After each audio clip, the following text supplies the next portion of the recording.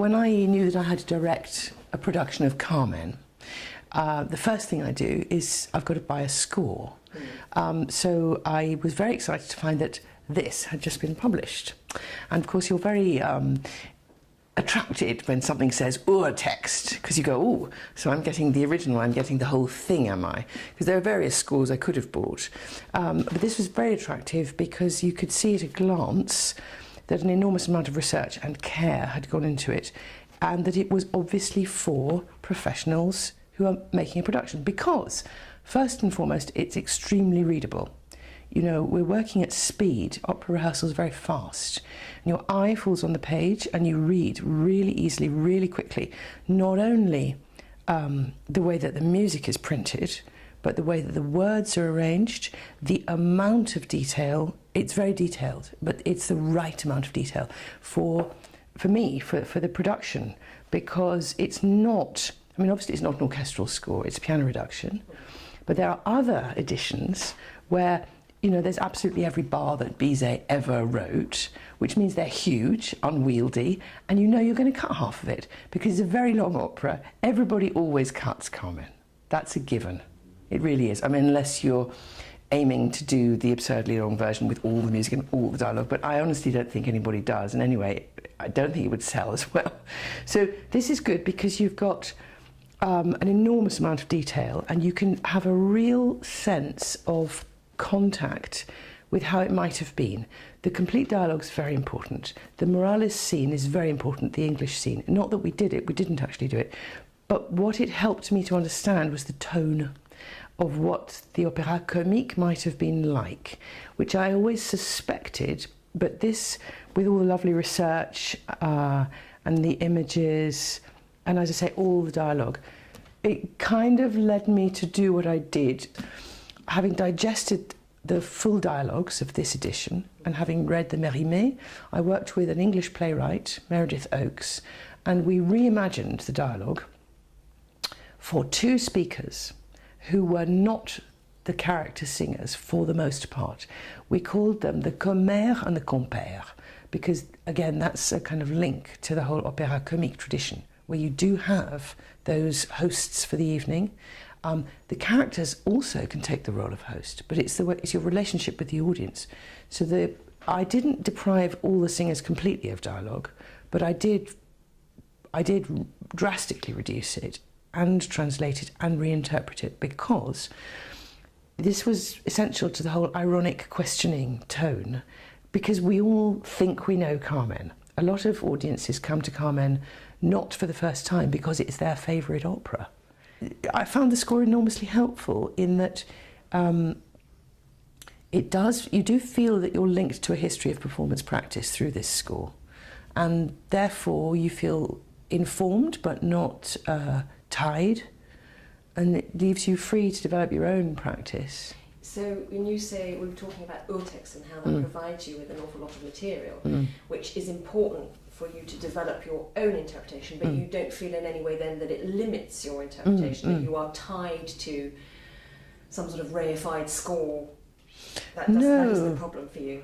No, well, you get feelings off scores, and I got that feeling straight away from reading it, that it was made by people who understood that it would be changed. And of course, then I met Rowden and Langham Smith, and I met you, Claire, and you were really interested in change. So in that sense, it's a performance document. And sometimes with other scores, you have a feeling that, I mean, not that this is wrong, but they really are made more by musicologists, and they're about the composer. And that, of course, is, you know, valuable too, but everybody knows that we're going to change something in performance. It's always done. I have to say the conductor I worked with, Jean-Luc Tingaud, was extremely flexible. But I think he was excited because, you know, we were helped to have some sort of process on this score. I mean, you know, you helped us at the University of Cardiff because you brought singers. We had a space. We actually rehearsed the dialogues, the way that they link bits of music, and we rehearsed Meredith's new dialogue, and the conductor knew that we were doing this. I suppose ultimately I let Meredith write it because she's a very good writer. But what we did was we read the Mérimée together, we read these dialogues together, we discussed what aspects of them were useful and what were not. And because we knew that the dialogue was mostly going to be carried by two people who don't officially exist in this score, we had to talk about their relationship to the characters. We were very keen to incorporate the whole flavour of the Mérimée novella into our spoken dialogue, because it's a wonderful story and it's wonderfully told and it gives you a real feeling of landscape. And I love spoken melodrama. It's my absolutely favourite thing. And so Meredith took a description of landscape from the Mérimée. And initially we thought that she could write our English version really entirely taking either actual spoken dialogue from the novel or using phrases and things from the novel. And she used a great deal, but it couldn't be exclusively that. It is also the dialogue which is in the score and telling the story. Of course, we're very influenced not only by Mérimée himself, but by Peter Brook's masterly version of Carmen, La Tragédie de Carmen. But you see, he could go as far as he liked into the Mérimée, and indeed he did, because he also changed the score hugely, working with Marius Constant. I mean, huge changes. Not only is the orchestration completely different, but the order of the music is completely different. And it's totally original development, but it totally ignores the aspect of the opéra comique. Brooke was not interested in this, and he deliberately says La Tragédie de Carmen, and he went back to Mérimée. So he's not interested in the link between the performance that Bizet had to create for that theatre, for its public. Didn't want to do that, wanted to do something quite different, which was of course massively successful and in many ways much more appropriate for a 20th century audience, some ways.